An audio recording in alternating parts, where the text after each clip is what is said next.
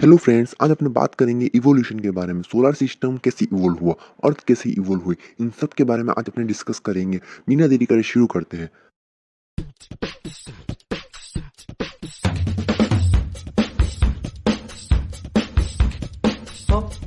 According to SNDM model means solar nuclear disc model, ये कहता है 6 बिलियन ईयर एगो जहाँ पर आज अपना सोलर सिस्टम है, वहाँ पर पहले एक नेबुला था।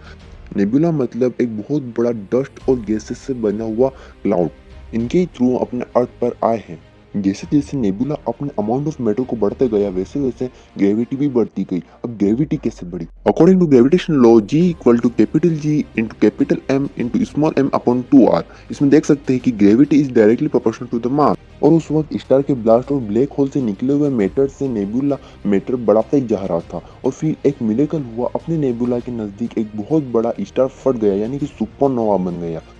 अब मैंने इसे मिरेकल क्यों कहा? मिरेकल मैंने इसलिए कहा क्योंकि इससे निकली शॉक वेव ने अपने नेबुला के सेंटर ऑफ ग्रेविटी को कोलैप्स कर दिया, यानी कि अपने नेबुला की सेंटर ऑफ ग्रेविटी को खत्म कर दिया। और अपने नेबुला में अब रोटेशनल मोशन आ जाएगा, यानी कि अब अपने नेबुला में एंगुलर मोमेंटम आ जाएगा।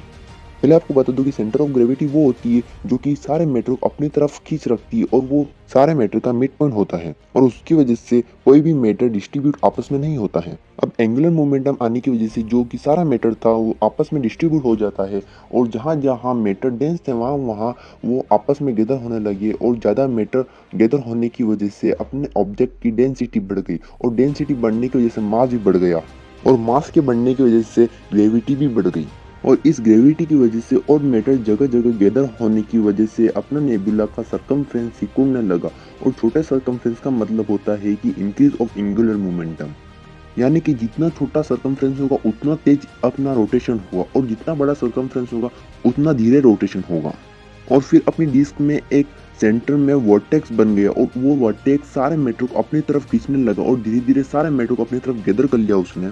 और मैटर इंक्रीज होने की वजह से प्रेशर भी इंक्रीज हो गया। According to Gay Lussac law, pressure is directly proportional to the temperature, यानी कि अब प्रेशर इंक्रीज हुआ है तो टेम्परेचर भी इंक्रीज होगा।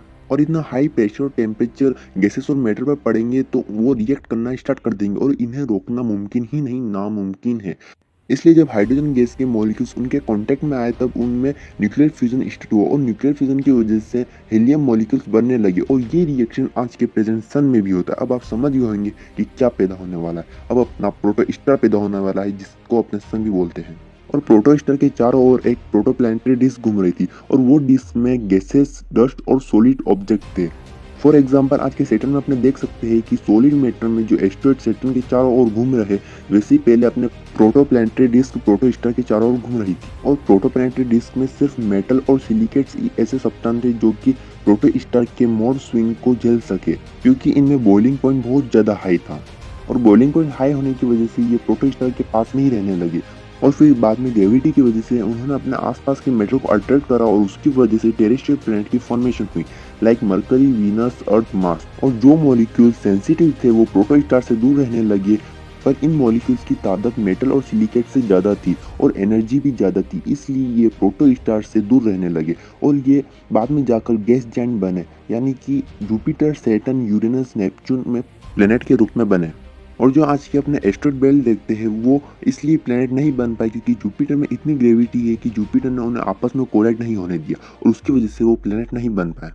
टेरेस्ट्रियल प्लेनेट ऐसे बने जब प्रोटोस्टार बना, तब छोटे छोटे रॉक थे वो बनना शुरू हुए, और उसकी वजह से उनमें कोलिजन स्टार्ट हो गया, और बाद में जाकर वो 5 टेरेस्ट्रियल प्लेनेट बन गए।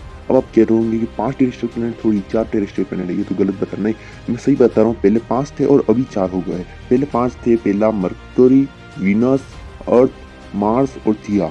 हाँ, थिया, जो कि बाद में जाकर अर्थ से टकराया था, जब अर्थ पर लाइफ बिल्कुल भी पॉसिबल नहीं थी। और जब थिया अर्थ से टकराया था उसके बाद छोटा सा टुकड़ा एक बाहर की तरफ निकला, जहाँ पर आज अपने देख सकते हैं कि चंद्रयान 3 गया है। और वो आप जान गए होंगे कि वो छोटा सा टुकड़ा क्या बना बाद में जाकर, और छोटा सा टुकड़ा मून बना।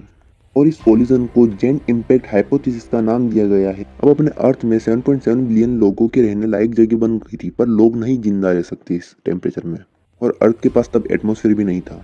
और अब अर्थ अपने आसपास के एस्टेरॉइड को अटैक करने लगी, और अर्थ पर एस्टेरॉइड का बम्बार्डमेंट शुरू हो जाता है। अब बम्बार्डमेंट की वजह से एनर्जी प्रोड्यूस होती है, और फिर एनर्जी की वजह से हीट प्रोड्यूस होती है। तो उसकी वजह से एक सॉलिड अर्थ बाद में जाकर एक लिक्विड मोल्टन प्लैनेट में तब्दील हो गई और heavier or denser molecule sink होने लगे और हल्के मॉलिक्यूल्स ऊपर आने लगे। लाइक अर्थ का मैटर अलग अलग फॉर्म में है, जैसे कि inner core, inner mental, outer mental और क्रस्ट। इस प्रोसेस के दौरान जो कि गैस रिलीज हुई थी वो क्रस्ट से ही ऊपर उठी और बाद में जाकर उन्होंने एटमॉस्फेयर का फॉर्मेशन करा। पर अभी भी अर्थ एक हॉटेस्ट प्लेनेट है और कुछ सालों बाद एस्टेरॉयड बम्बार्डमेंट बंद हो जाता है और अर्थ का टेम्परेचर कम होने लगता है और लाइफ पॉसिबल होने के चांसेस बढ़ जाते हैं। अब आप पूछोगे कैसे? बताता हूँ। जब सल्फेट और हाइड्रोकार्बन और अदर गैसेस रिएक्ट होती है उसकी वजह से वाटर बनता है और इंटेंस हीट की वजह से जो वाटर बना वो वेपर में तब्दील होकर एटमॉस्फेयर में फ्लोट करने लगता और फिर अर्थ का टेम्परेचर कम होने लगता है। फिर बाद में जो वेपर था वो उसे कंडेंस होने का मौका मिलता है और फिर फाइनली अर्थ पर बारिश स्टार्ट होना शुरू हो जाती है। ये अर्थ की पहली बारिश थी और बारिश की वजह से फोटोसिंथेटिक बैक्टीरिया को जन्म मिलता है और वो फोटोसिंथेटिक बैक्टीरिया सल्फर कंपाउंड और हाइड्रोकार्बन को डाइजेस्ट करके एटमॉस्फेयर में ऑक्सीजन रिलीज करते थे और इसकी वजह से O3 गैस का फॉर्मेशन हुआ, यानी कि ओजोन लेयर का फॉर्मेशन हुआ। अब जिस चीज़ का एडवांटेज होता है उसका डिसएडवांटेज भी होता है। जैसे कि ये बैक्टीरिया थे वो ज़्यादा ऑक्सीजन एटमॉस्फेयर में नहीं जी सकते, उसकी वजह से ये विलुप्त हो गए। और फिर कुछ ऑर्गेनिज्म इवॉल्व होते हैं जैसे कि prokaryotic unicellular organism like bacteria और आज के present eukaryotic multicellular like plant और एनिमल। पर इतना कुछ होने के बावजूद भी इंसान अभी रहने लायक नहीं इस दुनिया पर, क्योंकि अब वो प्रजाति आने वाली है जिसका नाम आपने सुना होगा।